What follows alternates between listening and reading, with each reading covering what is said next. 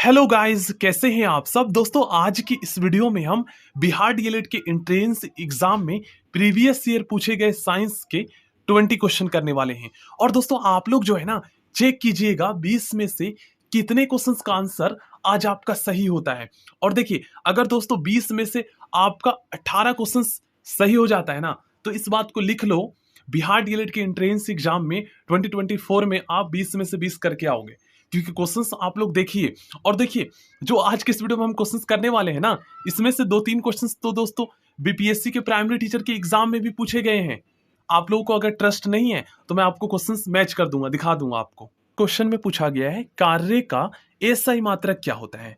दोस्तों कार्य का एसआई मात्रक जूल होता है। अब दोस्तों यहां पर जो है ना, क्वेश्चन को इस तरीके से भी पूछा जा सकता है कि कार्य को किस में मापते हैं। अब दोस्तों किस में और किससे में अंतर है। जैसे आपसे पूछा जाए कि विद्युत धारा को किस में मापा जाता है, तो किस में अगर पूछा जाए तब आपको बताना है एम्पियर में, और विद्युत धारा को किससे मापा जाता है तब वहां पर वो ये पूछ रहा है कि कौन सा उपकरण के द्वारा मापा जाता है, तो एमीटर के द्वारा मापा जाता है। और एमीटर जो है ना, ये एक उपकरण है जो विद्युत धारा को मापने के लिए प्रयोग किया जाता है।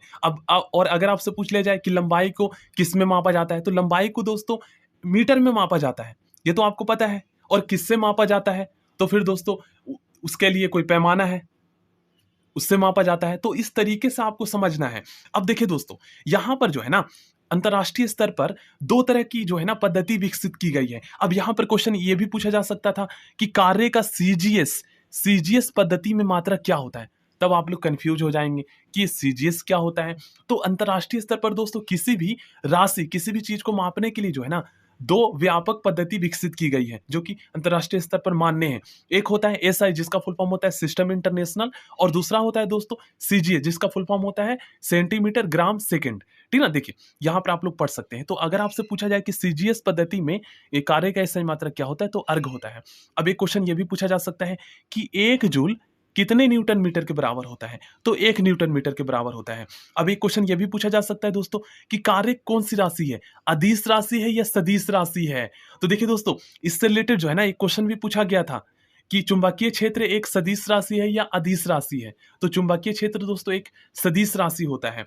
तो सदिश और अदिश राशि से क्वेश्चन पूछे जाते हैं, तो ये भी आपको पता होना चाहिए। देख लीजिए, यहां पर मैं आपको दिखा भी देता हूं। देखिए यहां पर चुंबकीय क्षेत्र कौन सी राशि है, अदिश राशि है या सदिश राशि है, तो इसका सही आंसर होगा सदिश राशि है। अब दोस्तों सदिश और अदिश राशि में क्या अंतर होता है, ये भी हम समझेंगे। ठीक ना, तो जो कुछ भी आप पढ़ रहे हैं ना, इससे दोस्तों आप ये ध्यान में रखिए, पढ़िए कि हम जो है बीपीएससी प्राइमरी टीचर एग्जाम की तैयारी कर रहे हैं।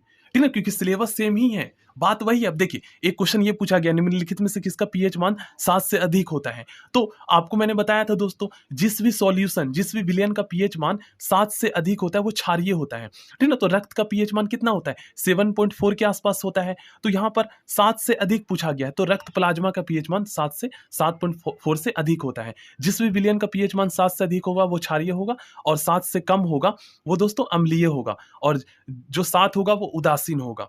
ठीक है, इसी तरीके से देखिए, प्रिज्म से गुजरने पर सबसे अधिक अपवर्तित होने वाला रंगीन प्रकाश कौन सा है, तो इसका सही आंसर होगा दोस्तों बैगनी, और सबसे कम तो लाल, ये भी पता होना चाहिए।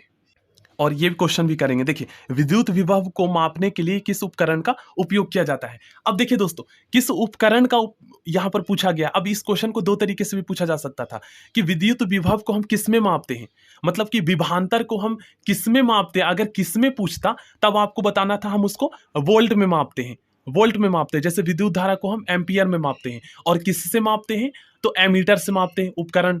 और यहां पर पूछा गया है विद्युत विभव को मापने के लिए किस उपकरण का उपयोग किया जाता है। तो उपकरण जो है ना, वो होता है दोस्तों वोल्ट मीटर, और इसको हम एक और नाम से जानते हैं, पोटेंशियोमीटर के नाम से जानते हैं। तो इसका सही आंसर होगा उपयुक्त में से एक से अधिक। और अगर आपसे पूछा जाता कि विद्युत विभव को हम इंग्लिश में पोटेंशियल डिफरेंस कहते हैं, तो पोटेंशियल डिफरेंस को किस में मापा जाता है। अगर किस में पूछा जाता तब आपको बताना था वोल्ट में मापा जाता है, और किस से पूछा जाता तो फिर उपकरण का नाम बताना था, पोटेंशियोमीटर और वोल्ट मीटर। इंग्लिश में मैं आपको शो कर देता हूं। देखिए यहां पर आप लोग देखिए, इलेक्ट्रिक पोटेंशियल भी कहते हैं विद्युत विभवांतर को, और पोटेंशियल डिफरेंस भी कहते हैं।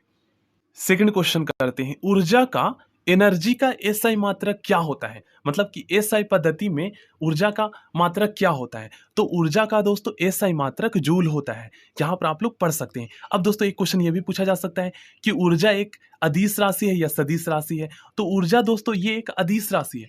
अब आपके मन में क्वेश्चन आ रहा होगा कि सर हमें अदिश और सदिश राशि में क्या अंतर होता है, ये बता दीजिए ना, तो और अच्छे से समझ में आएगा। तो चलिए मैं आपको बताता हूँ। देखिए दोस्तों, ऐसी भौतिक राशि जिसमें परिमाण, कहने का मतलब ये है मात्रा तथा दिशा दोनों निहित होती है, उन्हें दोस्तों हम सदिश राशि कहते हैं।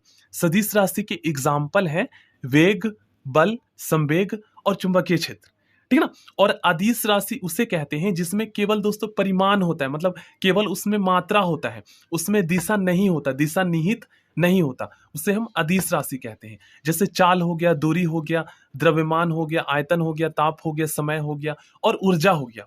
ऊर्जा में तो कन्फर्म है कि मात्रा है, परिमाण है, लेकिन उसमें कोई दिशा नहीं है, ठीक ना। अब आप लोगों के मन में दोस्तों थोड़ा सा कंफ्यूजन होगा कि सर चाल में भी तो हो सकता है ना, चाल तो हो सकता है ना ये सदिश राशि हो।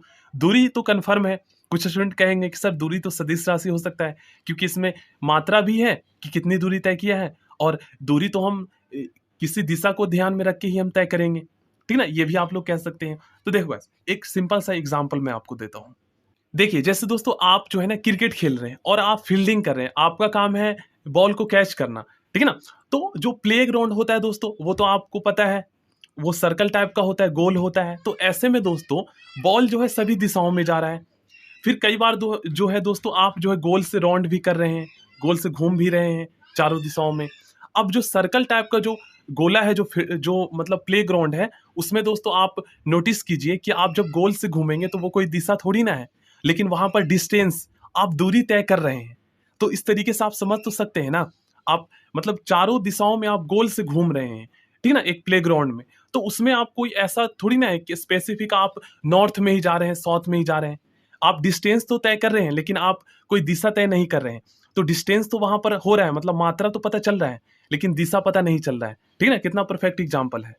देखिए थर्ड क्वेश्चन में क्या पूछा गया है, वायु की गति तथा बल, ठीक ना, वायु की गति तथा बल को किससे मापा जाता है। अब दोस्तों यहां पर ध्यान दीजिए, किससे, मतलब इसका मतलब यह है कि वो उपकरण पूछ रहा है कि कौन से उपकरण से मापा जाता है। तो उस उपकरण का नाम है दोस्तों एनीमोमीटर, ठीक ना। वायु की स्पीड और फोर्स को जो है एनीमोमीटर के द्वारा मापा जाता है। फोर्थ क्वेश्चन करते हैं, शक्ति, शक्ति का एसआई मात्रक क्या होता है, शक्ति को किसमें मापा जाता है, ठीक ना। तो देखिए दोस्तों शक्ति का जो है ना एसआई मात्रक होता है जूल प्रति सेकंड। अब दोस्तों देखिए यहां पर आप लोग कुछ स्टूडेंट कहेंगे कि सर हमने तो पढ़ा है कि शक्ति का एसआई मात्रक वॉट होता है, तो आप जूल प्रति सेकंड बता रहे हैं। तो देखिए दोस्तों यहां पर मात्रक ना देकर उसका फॉर्मूला दे दिया गया है, बात वही है। देखिए यहां पर आप लोग समझिए, देखिए शक्ति का एसआई मात्रक होता है दोस्तों वॉट, और वॉट का जो फॉर्मूला होता है ना, जब एक वॉट कब होगा, जब 1 जूल पर सेकंड खर्च होगा, ठीक है ना, पर सेकंड खर्च होगा। तो बात वही है। तो आपको डीपली पता होना चाहिए, इसलिए मैं साथ ही साथ आपको डीपली बता रहा हूं, क्योंकि एक आधा अधूरा क्यों हम नॉलेज प्राप्त करें। नेक्स्ट क्वेश्चन, बल, फोर्स का एसआई मात्रक क्या होता है, मतलब कि एसआई पद्धति में बल को हम किसमें मापते हैं। तो एसआई पद्धति में दोस्तों बल को जो है ना हम न्यूटन में मापते हैं, मतलब कि बल का एसआई मात्रक होता है न्यूटन। अब आपसे पूछ लिया जाए दोस्तों कि बल का सीजीएस पद्धति में क्या मात्रक होता है, तो सीजीएस पद्धति में दोस्तों बल का एसआई मात्रक होता है डाइन, ठीक ना। और सीजीएस का फुल फॉर्म देख सकते हैं, सेंटीमीटर ग्राम सेकंड होता है। नेक्स्ट क्वेश्चन, त्वरण, इसे इंग्लिश में हम एक्सीलरेशन कहते हैं, का एसआई मात्रक क्या होता है। तो त्वरण का एसआई मात्रक होता है दोस्तों मीटर प्रति सेकंड स्क्वायर, स्क्वायर को ही हम हिंदी में वर्ग कहते हैं, यहां पर आप लोग पढ़ सकते हैं। अब एक क्वेश्चन ये भी आ सकता है कि त्वरण जो है एक सदिश राशि है या अदिश राशि है। तो ये दोस्तों सदिश राशि है, क्योंकि सदिश राशि वैसी राशि होती है जिसमें दोस्तों परिमाण मतलब मात्रा और दिशा दोनों निहित होता है। अब देखिए एडवांस लेवल का क्वेश्चन, मोस्ट इंपॉर्टेंट क्वेश्चन, और इसमें हो सकता है 10 में से 9 बच्चे आंसर ना बता पाए। देखिए ऊपर उठाई गई हथौड़ी मतलब हैमर में कौन सी ऊर्जा निहित होती है, स्थितिज ऊर्जा निहित होती है। स्थितिज ऊर्जा को हम इंग्लिश में पोटेंशियल एनर्जी कहते हैं, गतिज ऊर्जा को इंग्लिश में हम काइनेटिक एनर्जी कहते हैं। उसके बाद दोस्तों इसमें एक ऑप्शन ये भी दिया जा सकता था कि यांत्रिक ऊर्जा, जिसे हम इंग्लिश में जो है मैकेनिकल एनर्जी कहते हैं, या स्थितिज तथा गतिज ऊर्जा दोनों होता है, ये आपको बताना है। देखिए, स्थितिज और गतिज ऊर्जा क्या होता है, इसमें क्या अंतर होता है, इससे दोस्तों हम एक एग्जाम्पल के माध्यम से समझते हैं, ठीक है ना। सबसे पहले हम पोटेंशियल एनर्जी का मतलब समझते हैं। देखिए, पोटेंशियल एनर्जी को हम हिंदी में क्या कहते हैं, स्थितिज ऊर्जा कहते हैं। और स्थितिज ऊर्जा का मतलब होता है दोस्तों, किसी वस्तु के आकार एवं स्थिति में परिवर्तन के कारण जो ऊर्जा उत्पन्न होती है ना, उसे हम स्थितिज ऊर्जा कहते हैं। अब दोस्तों, एक हथौड़ा है, ठीक है, हैमर है, जो कि रखा हुआ है, अगर हम उसे उठा लेते हैं तो उसकी स्थिति में परिवर्तन हो गया ना, है ना, आकार में भी परिवर्तन हुआ है, तो कहीं ना कहीं उसमें एक अलग से ऊर्जा जो है उत्पन्न हो गया है, तो वही ऊर्जा जो है ना पोटेंशियल एनर्जी कहलाता है, ठीक ना। तो यहाँ पर आप लोग देख सकते हैं, अब ये ऊर्जा यहाँ पर कार्य कर सकता है। इसी तरीके से गतिज ऊर्जा का मतलब समझते हैं, जिसे काइनेटिक एनर्जी कहते हैं इंग्लिश में। देखिए, किसी वस्तु में गति के कारण उत्पन्न ऊर्जा को हम गतिज ऊर्जा कहते हैं। अब दोस्तों, यहाँ पर हैमर गति में है, ठीक ना, तो इसमें जो ऊर्जा निहित है उसे हम गतिज ऊर्जा कहेंगे। और मैकेनिकल एनर्जी का मतलब ये होता है कि कार्य जो है ना वो लगभग हो चुका है, ठीक है ना। तो इसका सही आंसर होगा ऑप्शन ए, स्थितिज ऊर्जा, पोटेंशियल एनर्जी। नेक्स्ट क्वेश्चन, घर्षण बल फ्रिक्शनल फोर्स द्वारा किया गया कार्य किस प्रकार का होता है, धनात्मक होता है या ऋणात्मक होता है। तो इसका सही आंसर होगा दोस्तों ऋणात्मक होता है, क्योंकि इसमें जो बल लगता है ना वो विपरीत लगता है। आपने पढ़े होंगे, यहां पर आप लोग पढ़ सकते हैं इसका मतलब घर्षण बल क्या होता है। घर्षण वह बल है जो गति का विरोध करता है, जब एक वस्तु की सतह दूसरी वस्तु की सतह के संपर्क में आती है तो, ठीक है ना। नेक्स्ट क्वेश्चन मोस्ट इंपॉर्टेंट है, हो सकता है आप में से बहुत सारे स्टूडेंट नहीं बता पाए, लेकिन अभी आपको मैंने बताया, समझाया है गतिज ऊर्जा और स्थितिज ऊर्जा में अंतर। तो अगर आपको समझ में आया है तो आप आंसर बता देंगे, ठीक ना। उड़ते हुए हवाई जहाज में कौन सी ऊर्जा निहित होती है। तीर का एग्जाम्पल लीजिए, अब वहां पर एक तीर को खींचा हुआ था तो उसकी स्थिति में परिवर्तन किया गया है, और जब छोड़ दिया तो वहां पर आपने देखे होंगे वो काइनेटिक एनर्जी में आ गया। तो किसी वस्तु में गति के कारण जो ऊर्जा निहित होती है ना उसे हम गतिज ऊर्जा कहते हैं। तो इसका सही आंसर क्या होगा, केवल गतिज ऊर्जा होगा इसका सही आंसर। यहां पर आप लोग पढ़ सकते हैं। देखिए, किसी वस्तु में उसकी गति के कारण निहित ऊर्जा को गतिज ऊर्जा कहते हैं, जैसे उड़ता हुआ हवाई जहाज, नदी में बहता हुआ पानी आदि में कार्य करने की क्षमता उनमें विद्वान गति ऊर्जा के कारण होती है, ठीक है। इसी तरीके से जब किसी वस्तु में विशेष अवस्था या स्थिति के कारण कार्य करने की क्षमता आ जाए, मतलब परिवर्तन के कारण स्थिति या अवस्था में, तो हम उसे स्थितिज ऊर्जा कहते हैं। उदाहरण के लिए बांध में जल को काफी ऊंचाई पर एकत्रित किया जाता है, जिससे उसमें स्थितिज ऊर्जा आ जाती है। अब दोस्तों, जल को जो है ना काफी मतलब ऊंचा बांध बनाकर जो है उससे संचित किया गया है, जमा किया गया है, तो उसकी स्थिति में परिवर्तन किया गया है। अब उसमें क्या है, तो उसमें पोटेंशियल एनर्जी आ गया कि नहीं। और वही जल को दोस्तों नीचे जब छोड़ा जाएगा और नीचे टरबाइन को उसके माध्यम से घुमाया जाएगा उस ऊर्जा के माध्यम से, तो उसमें कौन सी ऊर्जा आएगी, वो अब गति ऊर्जा में चेंज हो गया। तो कहीं ना कहीं दोस्तों आपको मैंने एक चीज बताया था कि गतिज ऊर्जा और स्थितिज ऊर्जा के योग को हम क्या कहते हैं, यांत्रिक ऊर्जा कहते हैं। अब संचित जल है तो उसमें स्थितिज ऊर्जा है, काम करने की क्षमता पोटेंशियल एनर्जी है, और जब पानी को छोड़ा जाएगा तो वो गतिज ऊर्जा में आ जाएगा, क्योंकि गति के कारण निहित ऊर्जा को गतिज ऊर्जा कहते हैं। अब गतिज ऊर्जा और स्थितिज ऊर्जा के योग को हम यांत्रिक ऊर्जा कहते हैं। और मैंने आपको बताया था दोस्तों कि जो विद्युत मोटर होता है, जो जनरेटर होता है, टरबाइन होता है, ये क्या करता है दोस्तों, टरबाइन में विद्युत मोटर लगा हुआ होता है, जो कि दोस्तों यांत्रिक ऊर्जा को जो है ना विद्युत ऊर्जा में रूपांतरित करता है, चेंज करता है। तो अगर आपसे पूछा जाए कि विद्युत मोटर जो है ना ये क्या कार्य करता है, मतलब कि यांत्रिक ऊर्जा को विद्युत ऊर्जा में चेंज करता है या विद्युत ऊर्जा को यांत्रिक ऊर्जा में चेंज करता है, तो आपको बताना है यांत्रिक ऊर्जा को विद्युत ऊर्जा में चेंज करता है। और वही जो मोटर होता है दोस्तों वो विद्युत ऊर्जा में चेंज कर देता है यांत्रिक ऊर्जा को, और फिर हमारे पास जो है लाइट आती है। अब आपने जनरेटर देखे होंगे, उसमें मोटर लगा होता है। अब वहां पर जो काम होता है ना, वहां पर वही है, विद्युत मोटर घूमता है ईंधन के माध्यम से, और लाइटिंग होती है। गांव में शादी समारोह में आपने देखे होंगे, ठीक है। तो अब आपको अच्छे से समझ में आ गया होगा। चलिए नेक्स्ट क्वेश्चन करते हैं। देखिए, इससे से रिलेटेड दोस्तों पूछा गया था बीपीएससी प्राइमरी टीचर की एग्जाम में। उसमें एसआई मात्रक नहीं पूछा था, उसमें पूछा था कि विभव या विभांतर, पोटेंशियल डिफरेंस या इलेक्ट्रिक पोटेंशियल को किस में मापा जाता है, कौन से उपकरण के द्वारा मापा जाता है। तो पोटेंशियोमीटर और वोल्टमीटर के द्वारा मापा जाता है। और वहीं पर अगर ये पूछ लिया जाता है कि विभव एवं विभांतर का एसआई मात्रक क्या होता है, मतलब कि किस में मापा जाता है, तो इससे दोस्तों वोल्ट में मापा जाता है, विभांतर को वोल्ट में मापा जाता है, ठीक है। यहाँ पर आप लोग और डिटेल में पढ़ सकते हैं, ठीक है। ये मैंने इसलिए आपके लिए मतलब कि डिटेल में बताया है ताकि इससे रिलेटेड किसी भी तरीके के क्वेश्चन पूछा जाए आप लोग कर पाए। देख लीजिए पोटेंशियल डिफरेंस, विभवांतर, इंग्लिश में अंतर, देखिए इंग्लिश में पोटेंशियल डिफरेंस भी कहते हैं। तो आ गया ना, तो इसलिए डीपली अगर आप ये पढ़ेंगे तो आप कोई सा भी क्वेश्चन पूछा जाए इजिली आप कर लेंगे, ठीक ना। मतलब आप कह सकते हो विभवांतर को इंग्लिश में पोटेंशियल डिफरेंस कह सकते हो। अब दोस्तों पोटेंशियल डिफरेंस को हम पोटेंशियोमीटर से भी मापते हैं और वोल्टमीटर से भी मापते हैं, उपकरण एक ही है, नाम अलग अलग है। नेक्स्ट क्वेश्चन मोस्ट इंपॉर्टेंट है और यहां पर आपको डीपली पता होना चाहिए। देखिए क्वेश्चन जो है ना यहाँ पर क्या पूछा गया है, विद्युत ऊर्जा की वाणिज्यिक इकाई क्या है, व्यापारिक इकाई क्या है, ये पूछा गया है। तब आपको बताना है दोस्तों किलोवाट घंटा।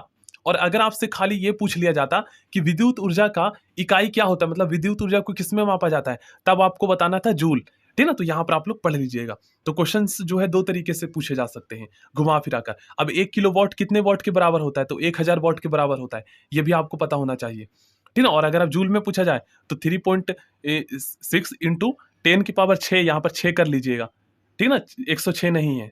अब देखिए इससे रिलेटेड दोस्तों बीपीएससी प्राइमरी टीचर के एग्जाम में भी क्वेश्चन पूछा गया था। वहां पर यह पूछा गया था कि चुंबकीय क्षेत्र एक सदिश राशि है या अदिश राशि है। तो चुंबकीय क्षेत्र में दोस्तों मात्रा और दिशा दोनों निहित होता है, इसलिए चुंबकीय क्षेत्र जो है ये एक सदिश राशि है। अब बिहार डीएलएड के एंट्रेंस एग्जाम में क्या पूछा गया है, चुंबकीय क्षेत्र का एसआई मात्रक क्या होता है।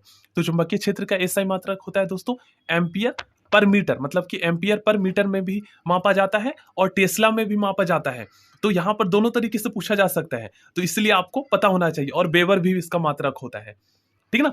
अब देखिए यहाँ पर एक क्वेश्चन ये भी पूछा जा सकता है दोस्तों कि टेस्ला जो है कितने गॉस के बराबर होता है, तो 10⁴ कर लीजिएगा, ठीक है ना। यहाँ पर थोड़ा टाइपिंग मिस्टेक हो गया है, ये भी आपको पता होना चाहिए। अब देखिए यहाँ पर आप लोग पढ़िए और यहाँ पर क्षेत्र की जगह पे आप लोग कर लीजिएगा राशि, इसलिए यह एक सदिश राशि है, ठीक है। तो इसलिए डीपली मैं आपको बता रहा हूँ। नेक्स्ट क्वेश्चन, चुंबकीय प्रेरण का एसआई मात्रक क्या होता है। दोस्तों चुंबकीय क्षेत्र हो या प्रेरण हो, ठीक ना, दोनों का एसआई मात्रक जो है ये होता है टेस्ला, ठीक ना। इस चीज को आप लोग ध्यान में रखिएगा, यहां पर आप लोग और डिटेल में पढ़ सकते हैं। देखिए यहां पर आप लोग ध्यान दीजिएगा, चुंबकीय क्षेत्र या चुंबकीय प्रेरण एक चुंबक के आसपास का क्षेत्र जिसमें अन्य चुंबक चुंबकीय बल को अनुभव करता है, उससे हम चुंबकीय प्रेरण कहते हैं या चुंबकीय क्षेत्र कहते हैं। बात वही है, ठीक ना। इसे चुंबकीय फ्लक्स घनत्व भी कहा जाता है, तीसरा अन्य नाम भी है चुंबकीय क्षेत्र, चुंबकीय प्रेरण या चुंबकीय फ्लक्स घनत्व, ठीक है, जिसका एसआई मात्रक टेस्ला होता है। कह सकते हो कि तीनों का एसआई मात्रक टेस्ला होता है, चुंबकीय फ्लक्स घनत्व, चुंबकीय क्षेत्र और चुंबकीय प्रेरण, क्योंकि तीनों का मतलब एक ही होता है। इस तरीके से अगर आपसे पूछा जाए कि चुंबकीय फ्लक्स, ठीक ना, घनत्व नहीं है, इन दोनों में अंतर है, जैसा आप लोग कंफ्यूज हो जाए कि चुंबकीय फ्लक्स घनत्व और चुंबकीय फ्लक्स में क्या अंतर है, तो ये अलग है, ठीक ना। तो इसका एसआई मात्रक वेबर होता है, ध्यान से पढ़िएगा। नेक्स्ट क्वेश्चन मोस्ट इंपॉर्टेंट है, विद्युत प्रतिरोध इलेक्ट्रिक रेजिस्टेंस का एसआई मात्रक क्या है, मतलब किस में मापते हैं। तो इलेक्ट्रिक रेजिस्टेंस को दोस्तों हम ओम में मापते हैं। और अगर आपसे पूछा जाए कि कौन से उपकरण के द्वारा मापा जाता है, तो ओम मीटर के द्वारा मापा जाता है। अब दोस्तों विद्युत प्रतिरोध का क्या मतलब होता है, तो किसी वस्तु का विद्युत प्रतिरोध विद्युत धारा के प्रवाह के प्रति उसके विरोध का माप होता है। नेक्स्ट क्वेश्चन मोस्ट इंपॉर्टेंट है, ध्वनि तीव्रता, ठीक ना, ध्वनि तीव्रता का एसआई मात्रक क्या है, किसमें मापा जाता है। तो ध्वनि तीव्रता का एसआई मात्रक होता है दोस्तों डेसिबल, यहां पर आप लोग पढ़ सकते हैं। अब एक क्वेश्चन ये भी पूछा जा सकता है कि मानव कान की श्रवण शक्ति कितनी होती है, कितने हर्ट्ज तक को ध्वनि को सुन सकता है। तो 20 हर्ट्ज से 20 किलो हर्ट्ज कह सकते हैं या 20,000, क्योंकि 1 किलो हर्ट्ज में 1000 हर्ट्ज होता है, ठीक ना। तो 20,000 हर्ट्ज कह सकते हैं या 20 किलो हर्ट्ज के बीच आवृत्तियों का पता लगा सकती है, सुन सकती है हमारी कान, ठीक है, ये आपको पता होना चाहिए। और फ्रीक्वेंसी को जो है हम किस में मापते हैं, तो फ्रीक्वेंसी अगर आपसे पूछा जाए कि फ्रीक्वेंसी का एसआई मात्रक क्या होता है, तो हर्ट्ज होता है, ठीक ना, फ्रीक्वेंसी का एसआई मात्रक। नेक्स्ट क्वेश्चन मोस्ट इंपॉर्टेंट है, तरंग दैर्ध्य का एसआई मात्रक क्या होता है, मतलब जो वेव लेंथ होता है, किसी प्रकाश का जो वेव लेंथ होता है उसको किस में मापा जाता है, तो एंगस्ट्रम में मापा जाता है। जैसे लाल प्रकाश का वेव लेंथ ज्यादा होता है बैगनी से, ठीक ना, तो उसको किस में मापा जाता है, तो एंगस्ट्रॉम में मापा जाता है, ठीक ना। यहाँ पर आप लोग पढ़ सकते हैं। लाल रंग में सबसे अधिक तरंग दैर्ध्य और सबसे छोटी आवृत्ति होती है, वायलेट रंग में सबसे कम तरंग दैर्ध्य और उच्चतम आवृत्ति होती है। क्लास 10th से पूछा गया है ये क्वेश्चन। देखिए लेंस की क्षमता का एसआई मात्रक क्या होता है, तो लेंस की क्षमता का एसआई मात्रक आपको पता है दोस्तों, डायऑप्टर होता है, क्लास 10th में आपने पढ़े हैं, तो ये तो आसान क्वेश्चन है। अब इसमें ये भी पूछा जा सकता है फॉर्मूला क्या है, तो लेंस की शक्ति का फॉर्मूला आपको पता है दोस्तों, 1/f और फोकस दूरी, 1/में फोकस दूरी, और फोकस दूरी को हमेशा हमें मीटर में चेंज करना होता है अगर सेंटीमीटर में दिया होता है तो, और इसको किस में मापते हैं, तो लास्ट में हम जब निकलता है आंसर तो उसके साथ डी लगाते हैं, डायऑप्टर, ठीक है ना। नेक्स्ट क्वेश्चन मोस्ट इंपॉर्टेंट है, सूर्य का तापमान किसके द्वारा मापा जाता है। दोस्तों सूर्य का जो तापमान होता है आपको पता है ये एक उच्च तापमान है, तो सूर्य का जो तापमान होता है ना इसे दोस्तों पायरोमीटर के द्वारा मापा जाता है, ठीक ना, पायरोमीटर के द्वारा, यहाँ पर आप लोग देख सकते हैं। अब आपसे एक क्वेश्चन ये भी पूछा जा सकता है कि सूर्य का तापमान लगभग कितना होता है, तो यहाँ पर आप लोग पढ़ सकते हैं। नेक्स्ट क्वेश्चन मोस्ट इंपॉर्टेंट है, हवाई जहाज की स्थिति, मतलब कहां पर हवाई जहाज है, जैसे कई बार लापता भी हो जाता है, तो हवाई जहाज की स्थिति का पता लगाने और स्थान निर्धारित करने के लिए कौन सा उपकरण का प्रयोग किया जाता है, तो आप में से मोस्टली स्टूडेंट जानते होंगे रडार का उपयोग किया जाता है। अब दोस्तों रडार और सोनार में अंतर होता है, देखिए रडार का फुल फॉर्म यहाँ पर आप लोग देख सकते हैं, ये कितने हर्ट्ज तक को मापता है, ठीक ना, और क्या इसका फुल फॉर्म होता है, तो रडार का फुल फॉर्म होता है दोस्तों radio detection and raising system, ठीक ना, और सोनार का जो फुल फॉर्म होता है ना साउंड एंड सोनार का फुल फॉर्म यहाँ पर दोस्तों आप लोग देख सकते हैं, ठीक ना, साउंड नेविगेशन एंड रैंकिंग होता है, ठीक ना, और इसका उपयोग कहाँ पर, प्रयोग कहाँ पर किया जाता है, ये भी यहाँ पर आप लोग देख सकते हैं, ठीक ना। सो थैंक यू दोस्तों, प्लीज आप लोग वीडियो को लाइक कर दीजिएगा और वीडियो को शेयर भी कीजिएगा।